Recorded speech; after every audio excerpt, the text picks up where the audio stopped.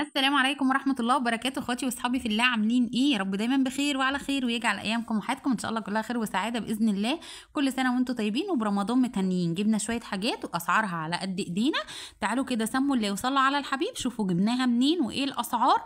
بجد الاسعار هتعجبكم، وعندهم من 10 جنيه لحد بعد ال100 جنيه، زي ما انت عايزة وعلى قد امكانياتك. سنابل الخير في محطة مصر ليهم 3 فروع، في المنشية ليهم فرعين، في محطة مصر اهو عند فندق رضوان، وعند الرضا الحلواني، وعند زريق بتاع الجبنة. في المنشية قدام كوانا وقدام بقالة بطاطا. المكان القريب ليكي وحابة تجيبي منهم طبعا هتشتري منهم. اسعارهم زي ما قلتلك من 10 جنيه لغاية بعد ال100 جنيه. طب جبتي ايه منهم؟ تعالي كده اما اقولك انا جبت ايه. طبعا بس عايزه اقولك على حاجه، ان انا كل ما بلاقي حاجه مثلا على قد الايد بجيبها علشان فيد واستفيد. بسم الله. بصوا بقى يا ستي، اول حاجه جبناها كانت الازايز اللي على شكل الفانوس دي، حلوه جدا جدا للعصير.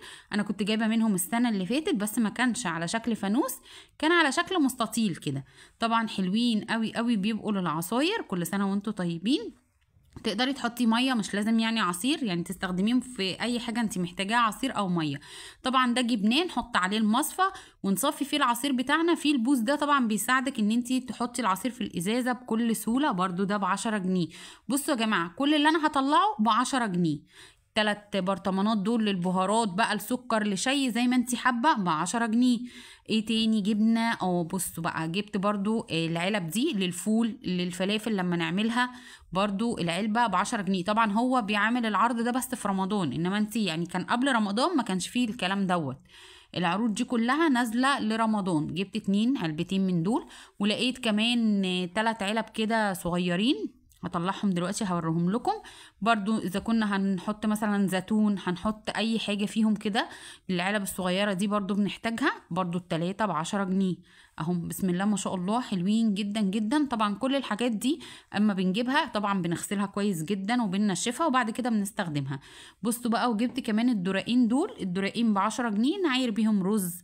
لأي معيار، أي حاجة، نعاير دقيق، نعاير رز. بسم الله ما شاء الله، حلوين قوي قوي قوي. ممكن نحط مية، زمان ما كانوش بيشربوا غير في الدوارق دي مية ويحطوها في التلاجة علشان خاطر تسقع هي والألمونيوم. بصي بقى هنا كمان يا ستي، صلي على الحبيب المصطفى سيدنا محمد، اللهم صلي وسلم وبارك عليك يا حبيبي يا رسول الله. دول 2 في كيس. أنا كنت مفكرة الواحدة بس ب10 جنيه.